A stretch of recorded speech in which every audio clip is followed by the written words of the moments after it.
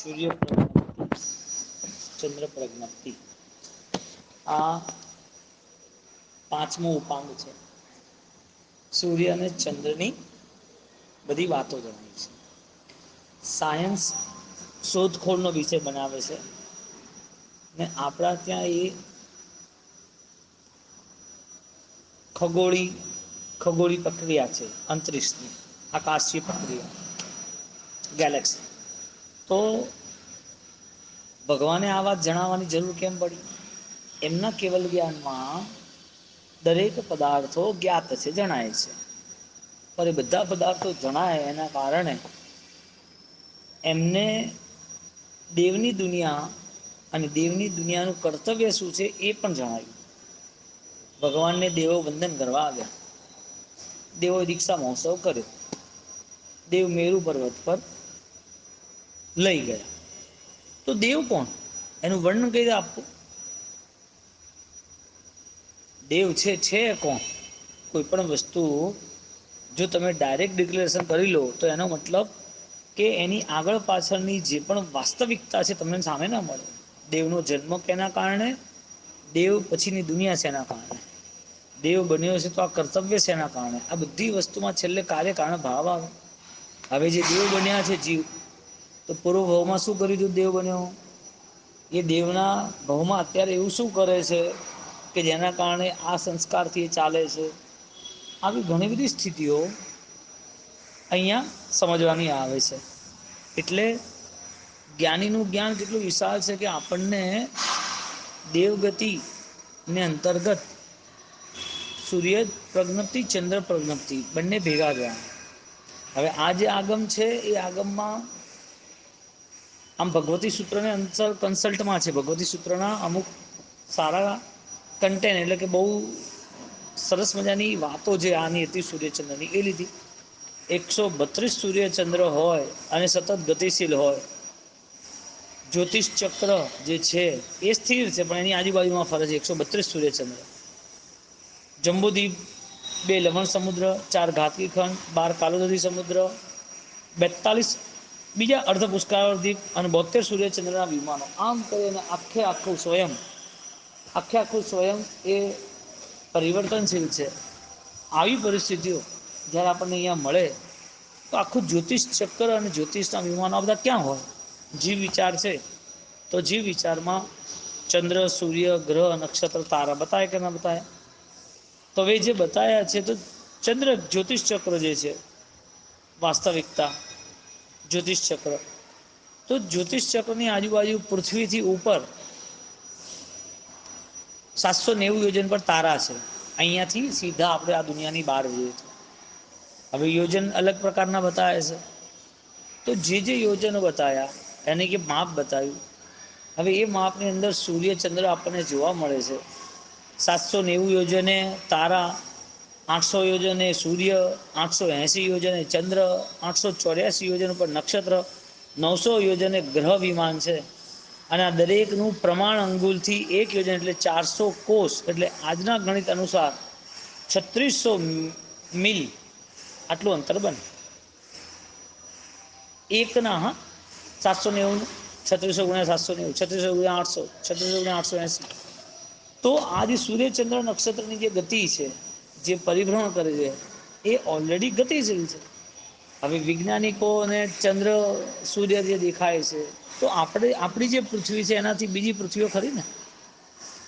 આપણા જેવા બીજા ગ્રહો ખરા ને? તો વૈજ્ઞાનિકો શોધખોળ કરે છે. આપણા ત્યાં જ્યોતિષ એ દેવતા માન્યા છે. પણ એ દેવતા કોણ છે, એનું સ્વરૂપ શું છે, એનું કાર્ય શું છે, એના વ્યવહાર શું છે, કેટલો ટાઈમ રહેવાના જવાના, આ બધી સ્થિતિ જ્ઞાનીને આપણને સૂર્ય પ્રજ્ઞપ્તિ, ચંદ્ર પ્રજ્ઞપ્તિ જણાવી. હવે આમ જોવા જાવ તો આ ગ્રંથ બહુ ગુપ્ત છે. કારણ કે આ સહજ સંસારી જીવોને છે ને કોઈ સારી વિદ્યાઓને ચમત્કાર દેખાય એટલે આકર્ષિત થઈ જાય, પ્રભાવિત થઈ જાય. અજ્ઞાની જીવો માટે સામાન્ય ઘટનાઓ ખૂબ જ આકર્ષિત કરી નાખે, લાલાયિત કરી નાખે, એને એ જ વસ્તુ ગમે. કેમ? કારણ કે એટલો વિશિષ્ટ સક્ષમ નથી. માટે મિથ્યા દ્રષ્ટિમાં બધા ચમત્કારો એના માટે પૂજનીય લાગે. મિથ્યા દ્રષ્ટિના અજ્ઞાનના ભાવમાં જ્યાં જ્યાં પણ વિશિષ્ટતા દેખાય એ બધી વિશિષ્ટતા એને પોતાને વંદનીય લાગે કે આ બહુ સારું, એટલે તો આટલા બધા ચમત્કારોમાં લોકો ફસાયેલા છે. એને એમ કે આ દેવની શક્તિ જોરદાર છે, એને એમ કે આની શક્તિ જોરદાર છે, એને કે અહીં જઈશ એટલે મારી બાધા પૂરી જશે, અહીં જઈશ એટલે મારી ઈચ્છાઓ પૂરી થશે, અહીં જઈશ તો બધું સરસ થઈ જશે. છેલ્લે એક જ વસ્તુ છે કે મારું ભલું થવું જોઈએ. કયું ભલું? જે સંસારનું દુઃખ ના આવવું જોઈએ. અને શાસ્ત્રકારો એમ કહે છે દુઃખની પરંપરા એ ઈશ્વરની યાત્રા છે. દુઃખ સાથે જોડાઓ એટલે સમજ લેવાનું કે ઈશ્વર તમારી સાથે છે. હવે જો ઈશ્વર તમારી સાથે હોય તો તમારે ઈશ્વર જોઈએ કે દુઃખ જોઈએ? ઈશ્વર જોઈએ. એટલે તો આખા બધાય ધર્મોની અંદર તપ અને ત્યાગ બતાવ્યા છે. લોકો અલગ કરે છે વાત અલગ છે, જુદું કરે છે વાત અલગ છે. તપ ત્યાગ તો બતાવ્યા છે. કેમ બતાવ્યા? કારણ કે એ કષ્ટ એ તમે નથી સહન કરતા, એ પરમાત્માનો પ્રસાદ છે. દેવગુરુ ધર્મની કૃપા છે ત્યારે તમે કષ્ટને ઝીલી શક્યા છો. માટે એ કષ્ટ સહન કરવા વાળો જીવ, એ કષ્ટ સહન કરવા વાળો જીવ એ પોતે વધારે આગળ વધી શકે. આર્થ ધ્યાન ના કરે, અકળાઈ ના જાય. અકળાય ક્યારે? દુઃખી ક્યારે થાય? દુઃખમાં ભગવાનની કૃપા ના હોય તો. એટલે ગણિત અહીંયા આવું ચાલે કે તમને દુઃખ મળ્યું છે તો એ દુઃખ દૂર કરવા માટે નથી. કારણ કે દુઃખના બે રસ્તા છે. જો દુઃખ પાસે રાખ્યું તો ઈશ્વર પરમાત્મા પરમ સત્વ પરમ ચૈતન્ય સાથે રહેશે. દુઃખ દૂર કરવાની ઈચ્છા કરી તો પેલા દેવ જોડે તમે જાઓ. એટલે દેવ મોટા કે દેવાદિદેવ મોટા? એટલે દેવ મોટા જો ગણ્યા તો દેવાદિદેવ તમારા ભાવમાં નહીં આવે. તમારા અંદર છુપાયું જે પરમ તત્વ છે એ પરમ તત્વ મેં નહીં જોડા.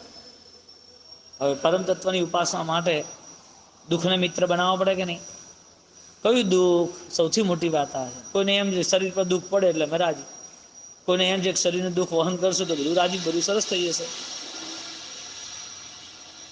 તો શરીરના દુઃખે રાજી થાય? હા, શરીરના દુઃખે રાજી થાય? શરીરના દુઃખે રાજી થાય કેમ? એનું મન એ નહીં તપાસે? એનું મનની માવજત નહીં કરવાની? એના કર્મ જે છે એને નહીં જોવાના? એના સુખ દુઃખનો સમય જેમ દુઃખ જતું રહ્યું તો સુખ જતું રહ્યું, દુઃખ પણ જતું રહેશે. દુઃખ જતું રહ્યું છે અને સુખ આવ્યું છે તો નતું તો આવ્યું તો જતું રહેશે. બે વસ્તુ છે. એટલે દરેક ઘટનાઓમાં ઈશ્વરને સામે રાખે કે સુખ દુઃખ એ હંમેશને માટે ક્યારેય કોઈના બન્યા નથી. અજ્ઞાનતાના કારણે એમ લાગે કે મારા દુઃખ દૂર કરનાર આ છે, એટલે આ દુનિયામાં ચમત્કારોનું મહત્વ અજ્ઞાનના કારણે વધી ગયું. અને અજ્ઞાનીઓના ટોળે ટોળા દોડે જ રાખે, આ જોરદાર, આ જોરદાર, આનાથી બધું મળી જશે. એટલે એની શ્રદ્ધા ક્યાં બેસે ખબર છે? ખાલી આ ભવમાં, આ ઉપરની દુનિયા ઉપર. આ ઉપરની દુનિયા છે એના ઉપર. આંતરિક શક્તિ ઉપર કોઈ શ્રદ્ધા ના બેસે. જો આંતરિક શક્તિની શ્રદ્ધા બેઠી હોત તો એને દેવાદિદેવનું આખું જ સામ્રાજ્ય એને ગમે. બોલો, દુઃખ છે એ દૂર કરવા માટે હોય અને તમે દૂર કરો તો દૂર થઈ જાય છે. જગતમાં કેટલાય લોકો કેટલી જગ્યાએ દોડે છે, કેટલી જગ્યાએ ભટકે છે કે ગમે તેમ કંઈ મારું દુઃખ દૂર થાય, મને કશું ન થવું જોઈએ. તને કંઈ ના થવું જોઈએ તો એવું તો શું કર્યું છે તને કંઈ ના થવું જોઈએ? તો જગતની અંદર કોઈના કોઈ રસ્તે જીવને કર્મના ઉદયના કારણે દુઃખ આવવાના છે. પરંતુ આત્માનું સ્વરૂપ એટલું વિશિષ્ટ છે કે એ બધા દુઃખો એ પચાવી જાણે. કારણ કે દુઃખ તને એકલા નથી આવ્યું, એટલે સમાધિ ભાવ મારો. તો સૂર્યચંદ્ર જે છે એ સૂર્યચંદ્ર જે છે એ સૂર્યચંદ્ર પ્રજ્ઞપ્તિ આગમ એની અંદર સુર પણ નથી, ચંદ્ર પણ નથી. આપણે કાલે અતિચારમાં એટલે પક્ષી સૂત્રમાં આપણે જે છેલ્લે આલાઓ આલ્યા એમાં 5 મહાવ્રત, છઠ્ઠું રાત્રિ ભોજન, પછી 45 આગમ અને છેલ્લે આ બધી વસ્તુને લઈ ધન્ય ધન્ય થઈ ગયા. કેમ? તો આ બધા એમાં આગમોનું મહત્વ બતાવ્યું અને એના એક એક અર્થ બતાવ્યા. તે ભાવે સદ્દેહામી પત્તેમી રોયમી ફાસેમી પાલેમી અનુપાલેમી. મારે આ કરવાનું છે, અનુપાલેમી વિશેષ રીતે વારે વારે પાલન કરવાનું છે. તો અહીંયા જ્યારે 2200 શ્લોક પ્રમાણ મૂળ સૂત્ર હતું, એના 2200 શ્લોકમાં 108 અલગ અલગ ગદ્ય સૂત્ર કર્યા, 103 પદ્ય સૂત્ર કર્યા અને એક અધ્યયનમાં 20 પ્રાભૃત હતા. હવે સૂર્ય પ્રજ્ઞપ્તિ સૂત્ર છે એની ઉપર નિરુક્તિકાર ભદ્રબાહુ સ્વામી દ્વારા જે રચના થઈ હતી આજે ઉપલબ્ધ નથી, અને મલયગીરી મહારાજ સાહેબ દ્વારા 9500 શ્લોક પ્રમાણ ટીકા ઉપલબ્ધ છે. હવે આ બંને જ્યોતિષ ગણરાજ પ્રજ્ઞપ્તિ એ નામથી પ્રસિદ્ધ હતા. હવે શ્વેતાંબર દિગંબર બંને માને તો છે જ, પણ બંને અલગ અલગ ઉપાંગ તરીકે માને છે. સૂર્ય પ્રજ્ઞપ્તિને પંચમ આગમ ભગવતી સૂત્રના ઉપાંગ તરીકે માને છે, અને 5 આગમ અને 7મા ચંદ્ર પ્રજ્ઞપ્તિને 7મા ઉપાસન તરીકે માને છે. એમ અહીંયા અલગ અલગ એ લોકોની વિચારણા છે. હવે એ આપણે એમાં પડવાની જરૂર નથી, કારણ કે વિશ્વના ધર્મો અલગ, વિશ્વના ધર્મોમાં પેટા ધર્મ અલગ. હવે જે પેટા ધર્મ છે એનો એક ધર્મ, દાખલા તરીકે 500 ધર્મ છે વિશ્વના, એ 500 ધર્મના પેટા ધર્મ કરો તો 5000 થાય. 5000 ધર્મ છે, 5000માં એક ધર્મનો વિભાગ કરો અલગ અલગ, તો અલગ અલગ માન્યતા. એટલે ભગવંતે ક્યાંય કોઈ જગ્યાએ ક્રિયાની દ્રષ્ટિથી કોઈ માપદંડ નથી બતાવ્યા, પણ જે અનુસરણ બતાવ્યું છે એ બધું અનુસરણ જગતના સર્વ જીવોને કેવી રીતે સુખ મળે, આપણે કેવી રીતે જીવોને જાણીને દુખ્યો ના આપીએ, એ ભાવનાથી બતાવ્યું છે. એટલે સંયમ જીવન બેસ્ટ બતાવ્યું. ક્રિયાનો નિષેધ નતો, સંયમ જીવન કેમ બેસ્ટ બતાવ્યું? શ્રાવક જીવનમાં 12 વ્રત અને વ્રતધારી આરાધના કેમ બેસ્ટ બતાવી? એનું મૂળ કારણ આ હતું કે ભાઈ એની અંદર એ જીવનને લઈને ક્યાંય કોઈ આપણે જીવન દુઃખ નથી આપતું. તમે ગમે તેવા ભવ્ય ઉપાશ્રય મારો, કે તમે ગમે તેવા બીજા સામાન્ય જગ્યાઓમાં વિહારમાં, હા, એવી જગ્યાએ રહો, કેવી કેવી જગ્યા આપણને મળી. અહીંયા આવ્યા તો આ બાજુ આખી રાત જનરેટર ચાલે ને ત્યાં આપણે ઊંઘ્યા, આજુબાજુ ગંદકી પેલી બહાર નીકળો એટલે. પેલું એક જે આવાસ બનાવ્યું હતું પેલા મંદિરની બહાર આપણે રોકાયા, આ બાજુ કુકડા ને આ બાજુ ગલુડિયા ને આ બાજુ પેલા ધાન આ સાઈડમાં કીડા, કેટલી ખાલી 10 બાય 12 રૂમ, 15 રૂમ. કેટલી ભગવંતે મનની સુરક્ષા કરી કે આ તારો અધિકાર નથી, તારે વિચારવાનું નથી, એટલે ચાલતો રહે. જેમ એક સ્થાન છોડવામાં કોઈ ઈચ્છા, એટલે સ્થાન છોડવાનો કોઈ પ્રોબ્લેમ નથી, એમ દેહ છોડવાનો કોઈ પ્રોબ્લેમ નથી હોતો. એક દેહ બી છૂટી જતો હોય તો એ રાજી હોય છે. એટલે દુઃખ અલ્પ સમય છે એવું આપણે ખાલી તાવના, હે, ખાલી આપણને ક્યાંક ડ્રેસિંગ કર્યું અને અલ્પ સમયનું દુઃખ માની એમ આખો આ સંસાર જે છે ને એમાં એ દેહ મળ્યો છે એ અલ્પ સમય છે એમ જ માનવું પડે, એ બી જતું રહેશે. તો સૂર્ય પ્રજ્ઞપ્તિ, ચંદ્ર પ્રજ્ઞપ્તિ અલગ અલગ વિચારધારા દિગંબર શ્વેતાંબરની છે, પણ વાત એ આવે છે કે આ જ્યોતિષની વાતો કેમ જણાવવી પડી, જ્યોતિષની સૂર્ય પ્રજ્ઞપ્તિ ચંદ્ર પ્રજ્ઞપ્તિ કેમ જણાવવું પડ્યું? કાલે જ્યારે કોઈ સામાન્ય જીવને પ્રવેશ કરવો હોય ધર્મમાં, તો ભગવાને આ રસ્તો બતાવ્યો, ભાઈ ગણિતાનો યોગ છે, આમાં ગણતરીઓ જ કરવાની છે, આટલા યોજન છે, આટલી કળાઓ છે, આટલું માપદંડ અંગુલ પ્રમાણ છે, આ બધા સંખ્યાઓ ગણિતાનુયોગની દ્રષ્ટિથી હતી. હવે જેમ જેમ ગણિતાનું ચક્ર, ગણિત જેમ જેમ ગણિત શ્રેષ્ઠ બનતું જાય એમ ગણતરીઓ પરફેક્ટ થાય. ગણિત સારું હોય તો ગણતરી સારી થાય. ગણિત ગયું ચોપડીનું, ગણતરી તમારી નજરમાં આવે. જગતની અંદર જેટલાય ધર્મો છે એ બધા ખાબોચિયા કેમ બની ગયા? ધર્મ એટલે ખાબોચી ના, ધર્મ એટલે સમુદ્ર હોય.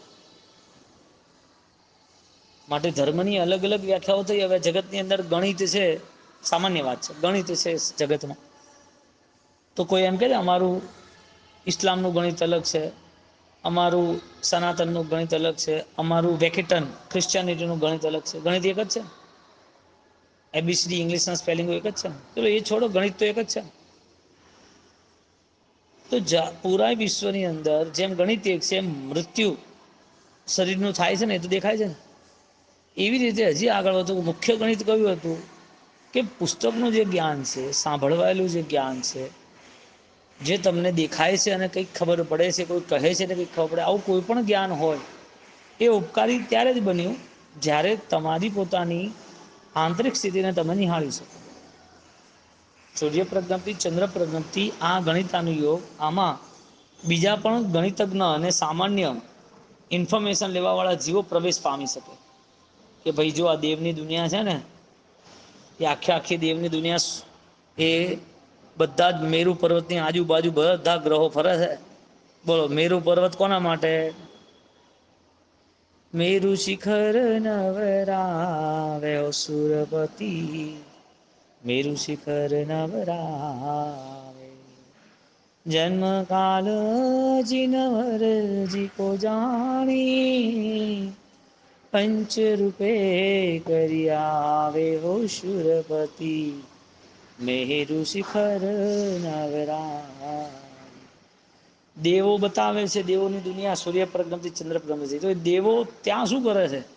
મેરુ પર્વતની આજુબાજુ એ ઇંતજાર કરે છે કે આવી કોઈ પરમ પવિત્ર આત્મા આવે જેને હવે આ સંસારમાં પરિભ્રમણ નથી કરવાનું, જેણે ભયંકર દુઃખો યાતનાઓ નો અનુભવ જ નથી કર્યો, આયા તો પણ અમારા જીવનમાં હજી એવું નથી, એટલે આ બધી વસ્તુ મારે એમના જીવનથી શીખવા માટે એમની ભક્તિ કરવી પડશે.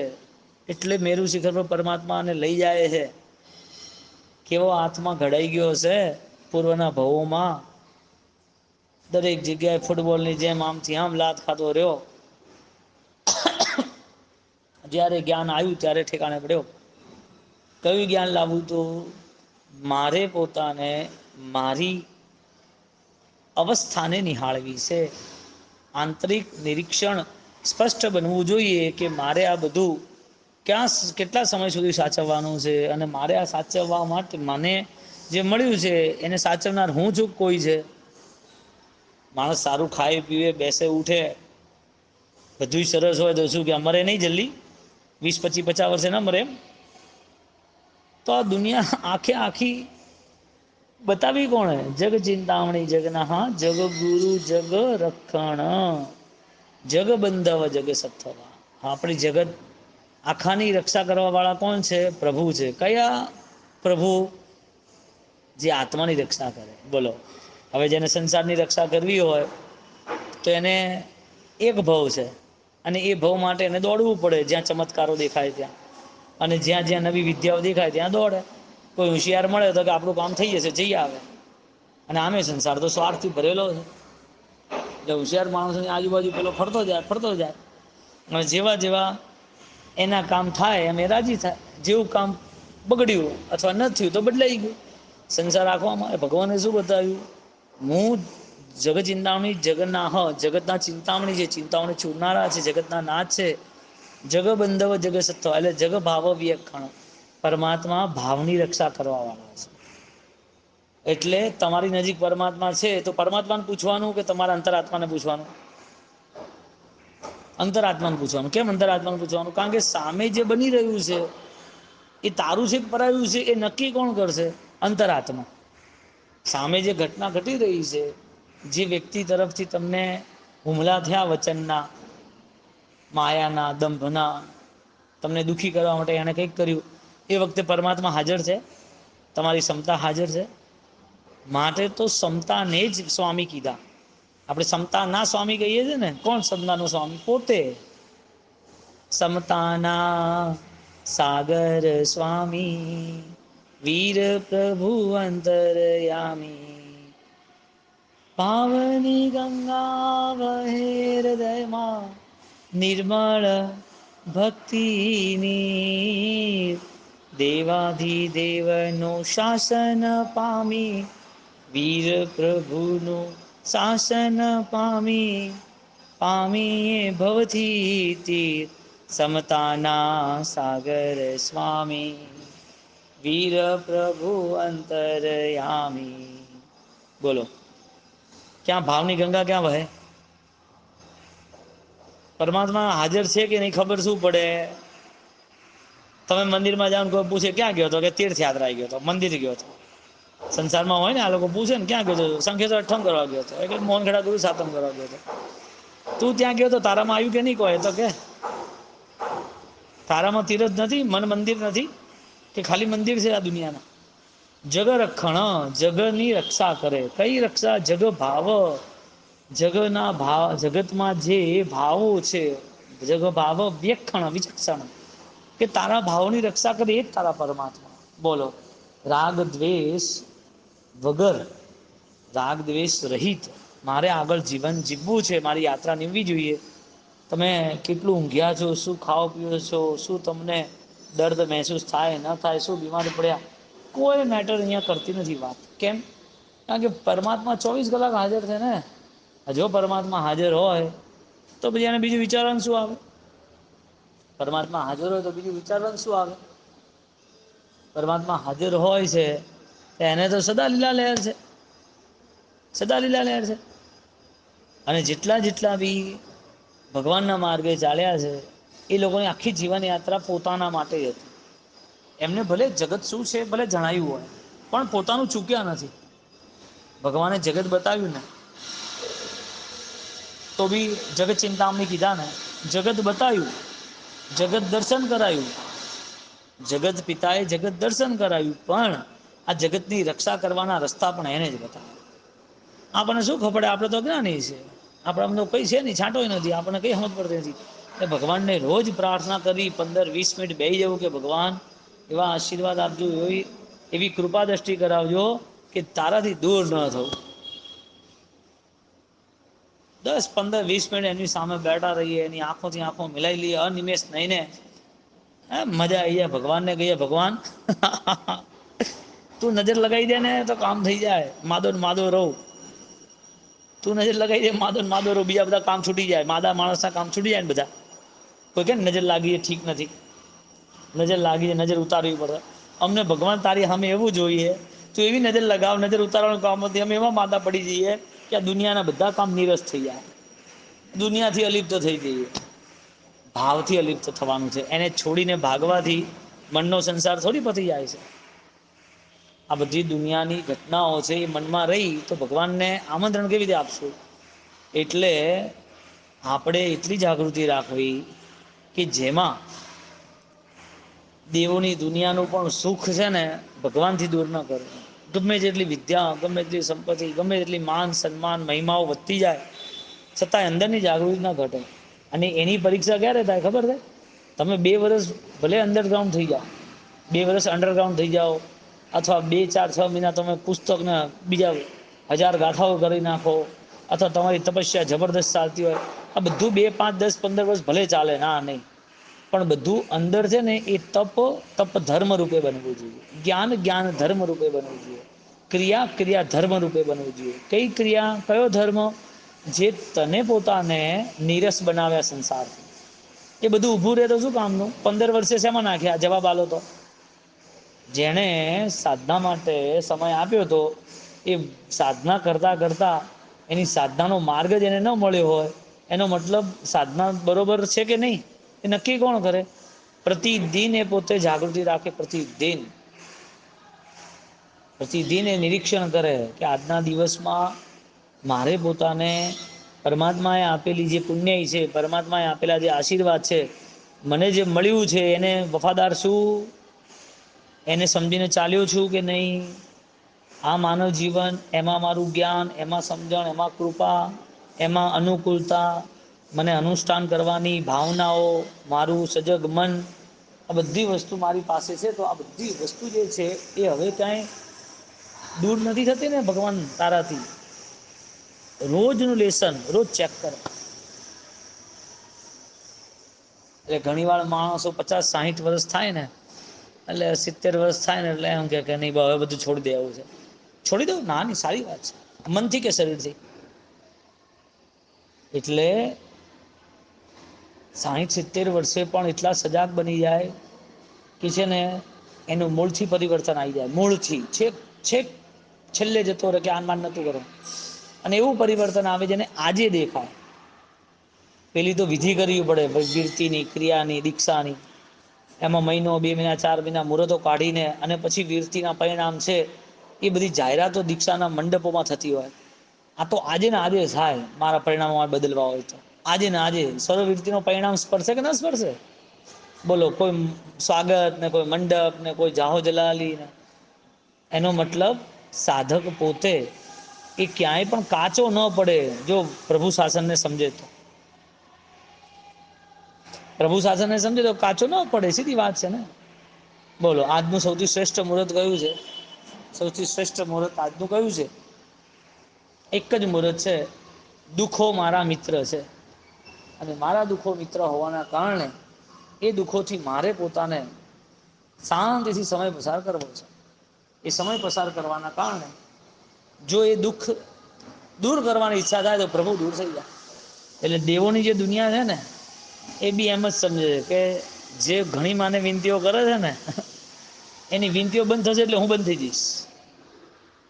દેવોની દુનિયાને ખબર છે કે મને વિનંતી કરે કે ના કરે, પણ હું જેને પૂછું છું એને વિનંતી કરશે ને તો મારે તો એના દાસ થઈને જવું પડશે. ઓમ રીમ શ્રીમ હરમ નમઃ અરિહંતની રાજેન્દ્ર સુરીશ્વરજી મહારાજા ગુરુદેવે એવી ઉપાસના કરી, કોઈ દેવોને યાદ ના કરે, દેવ ઓટો સિસ્ટમથી સેટ થઈ ગયા, બધા આવી જ ગયા ધડાધડ. કેમ? પરમાત્મા એ ગર્ભમાં કોઈને બોલાયા હતા? પરમાત્મા છોડો, આપણા શાસ્ત્રોમાં વર્ણન છે, આચારણ સૂત્રમાં આવ્યું ને કે જે સાધક અંત સમયે પોતાના આત્મ ધ્યાનમાં, પોતાની પરમ સમાધિમાં સ્થિર થાય, ત્યાં દેવો એને લેવા આવે. ઇન્દ્ર મહારાજા, ચલો આપનું સિંહાસન તૈયાર છે. કેમ? તો તમે વિધાઉટ ઇન્વિટેશન, એને બોલાયા વગર કઈ રીતે આયા? કોના પ્રભાવે આયા? અંદરના આત્મામાં પરમાત્મા વસી ગયો ને, એટલે એ પરમાત્મા રૂપી જે આત્મા છે, જેને પરમ તૃપ્તિનો અનુભવ થયો છે, જે પરમ અમૃતનો અનુભવ કરે છે, એ આત્માઓ અહીંયા આ પૃથ્વી પર ધન્ય છે, ભગવાન તુલ્ય છે. માટે સાક્ષાત ભગવાન હોય કે ભગવાન તુલ્ય આત્મા હોય, એના માટે ફાઇનલી દેવી દેવતાઓ ભક્તિ કરવા આવી જ જાય. બોલો, આપણો આત્મા ભગવાનનો છે, વાત સાચી, તો મોક્ષમાં જાય તો ભગવાન.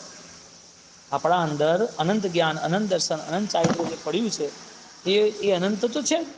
તો એ જો અનંત દર્શન જ્ઞાન ચારિત્ર પડ્યા હોય, તો આજે આપણે ભગવાન નથી, પણ આપણો આત્મા ભગવાન જેવો હોય, તો ભગવાન જેવા આત્માને, ઐશ્વર્ય સંપન્ન આત્માને હવે ભગવાનની જરૂર પડી? પોતાનું જ રૂપ છે, પોતાનું સ્વરૂપ છે, એટલે મોક્ષનો પુરુષાર્થ અથવા તો મોક્ષની ઈચ્છાઓ એ એનાથી દૂર થાય તો મોક્ષ ક્યાંથી મળે? અને મોક્ષની તીવ્ર ઈચ્છા હોય તો મોક્ષ આજે મળે કે ન મળે, કે એના માટે હજી રાહ જોવાની 45 લાખ યોજનની? મોક્ષના અંશ રૂપે, આત્માની અનંત શક્તિઓના અંશ રૂપે સમ્યક દર્શનનો પ્રાદુર્ભાવ, એનું નામ જ છે કે દુઃખો પ્રત્યે મિત્રતા. સુર નર સુખ તે દુઃખ કરી લખવે, વાંછે શિવ સુખ એક. દ્રવ્ય થકી દુખિયાની દયા, ભાવ હિણાડી રે. હા, બોલો, દ્રવ્ય થકી દુખિયાની દયા એટલે બીજાના દુઃખો દેખી તમને જે કરુણા થાય છે, એ કરુણાનો અર્થ એટલો થયો કે તમે દુઃખમાં જ્યારે બી રહો ત્યારે કૃપા દ્રષ્ટિ કરુણાવાળી પ્રભુની લેજો. દુઃખમાં રહો ત્યારે કે દુઃખને બોલાવો ત્યારે? દુઃખને બોલાવો ત્યારે. એટલે દુઃખ આવે નહીં, બોલાવવું પડે. સુખ લેવા જવું પડે છે, પણ મળતું નથી. સુખ માટે દોડે, સુખ મળતું નથી. હવે સુખ માટે દોડતો જાય અને એ સુખ એને આગળ ને આગળ, આગળ ને આગળ દોડાવતો જાય. મનના ભ્રમો છે બધા. એને એમ કે મને આજે મળશે, કાલે મળશે, પછી મળશે. અને મળે ત્યારે કે હવે તારે શું કામ છે? આયુષ્ય પૂરું થયું એ જ કે હવે હું શું કરું આનું? જિંદગીમાં ભગવાનને બોલાવવા હોય તો રાગ દ્વેષને સમજવા જરૂરી છે. વિતરાગી આ અપેક્ષા છે. એટલે ભગવાનની જે અર્ચના પૂજના કેવલ જ્ઞાનીની જે ભક્તિ હતી ને, એ કેવલ જ્ઞાનીની ભક્તિ કેવલ જ્ઞાન કેમ પામવા માટે હતી? કેવલ જ્ઞાનની ભક્તિ કેવલ જ્ઞાન બનવા માટે. તો કેવલ જ્ઞાન કેમ પામવાનું હતું? તો કે જે આજે જ્ઞાન છે ને, એ વિસ્તૃત થાય એટલા માટે. અને કયું જ્ઞાન? કે મારે દુઃખમાં રહેવું છે. કયા દુઃખમાં? કયા દુઃખમાં રહેવું છે મારે? કે જે મને વેદનાઓ આપે છે, એ મારા શરીરને વેદનાઓ આપે છે. મારી સામે મનના નિમિત્તો એવા આવ્યા, મનના પરિણામો, કે એ વેદનાઓ મને સામે આવી, તો એ દુઃખ આવે એનો મતલબ મને ચેક કરવાનો અવસર મળશે. દુઃખ સમયે મને પોતાને નિરીક્ષણનો અવસર મળશે. શું નિરીક્ષણ કરશો? પૂતગલ અને દેહ, એટલે પૂતગલ રૂપી દેહ અને આત્મા ભિન્ન છે. દુઃખના સમયે જ્ઞાન હોય કે દુઃખના સમયે પીડા હોય? એટલે દુઃખના સમયે રાડ હોય. દુઃખ આવે તો દુઃખના સમયે રાડો પાડે કે દુઃખના સમયે એ પોતે નિર્જરા કરે? તો અમારી આપણી જ્ઞાનીઓની પરંપરા તો આ જ રહી છે અનંતકાળથી. જ્ઞાનીની પરંપરા શું રહી? એને શ્રમણ જીવન કેમ સ્વીકાર્યું? દુઃખ મુક્ત થવા કે દુઃખમાં ડૂબવા? અનંત દુઃખો જે છે એની આજે ક્ષમતા કેળવી લે. બોલો, સાધુ જીવનના દરેક કષ્ટો, ચાહે વિહારનું હોય, ચાહે તપસ્યાનું હોય, ચાહે લોચનું હોય, ચાહે વેદનાનું હોય, એ કેમ હતું ખબર છે? અંત સમયે છે ને બધા દુઃખોનો સરવાળો જ્યારે આવે ને દેહ છોડવાનો, ત્યારે એ યુઝ ટુ થઈ ગયો હોય અને એકદમ ફિટ હોય એવું. છેલ્લા સમય એકદમ ફિટ હોય કે કોઈ ઇસ્યુ નથી, કે મસ્ત છું, કોઈ વાંધો નહીં આવે. કેમ આટલા નાના નાના દુઃખો સહન કરવાના? એને ગોચરી, વિહાર, કષ્ટ, લોચ કેમ કરવાના? એની કેપેસિટી વધારતો જાય, વધારતો જાય, વધારતો જાય. આ કેપેસિટી એને પોતાને અંત સમય જ્યારે નજીક આવે ને ત્યારે એકદમ કેપેબલ હોય. એ કે દેહ આજે છોડવાનો છે તો કોઈ ફરક પડવાનો નથી. ડૉક્ટર કહે કે તું આ કર ને ભાઈ, તારે ઇન્જેક્શન લઈશ તો તને હજી 80 વર્ષ ત્યાં બીજા 10 વર્ષ જીવવાના. કે મારે શું કામ છે જર્જરિત કપડાનું? બીજા 10 વર્ષ ખેંચીને હું શું કરીશ? બીજા 10 વર્ષ ખેંચીને હું આજે મસ્ત છું, કારણ કે છેલ્લા 50 વર્ષથી એની પરમ સમાધિ એની પાસે છે. બોલો, રાયન સિંહ આજે કેવું ડિક્લેર કરી, મને 2 દિવસ પછી મારો દેહ મારે છોડવાનો છે, એટલે મને મારી સાધના કરવા દો. સાધક આત્મા ચાહે ત્યારે, સાધક એટલે જે યોગથી પર સાધનાઓથી આગળ નીકળી ગયા છે, શિખરની યાત્રા કરી છે, એવા જીવો ચાહે ત્યારે પોતાની આત્માને આ દેહથી બહાર કાઢે. દેહનો ભાવ જ ન રહ્યો. મારે આજે આ દેહમાંથી મારે આત્મા કાઢવી છે, એનો મતલબ એને દેખાય છે, આત્મદર્શન થાય છે કે આત્મા નવા ભાવમાં ક્યાં જાય છે, આત્મા ક્યાં જઈને પહોંચવાની છે.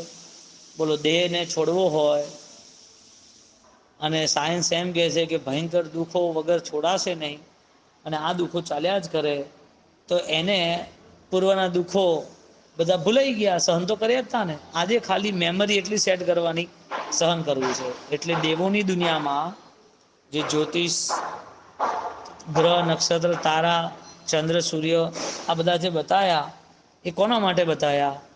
કે ભાઈ આ બધા દેવોથી પ્રભાવિત ના થશો, એ તો ભગવાનના ઉપાસકો છે. અને એ લોકોનો નિષેધ પણ ન કરશો, આસાધના બી ના કરશો, કારણ કે આ બધા જ પાછા સમકીતી આત્માઓ છે. અને સમકીતી આત્માઓના કારણે આવા બધા પુણ્યાત્માઓ ભવિષ્યમાં જઈને શાસન પામશે. આજે શાસનની ભક્તિ કરે છે, આજે શાસનની સેવા કરે છે, એટલા માટે. બરોબર?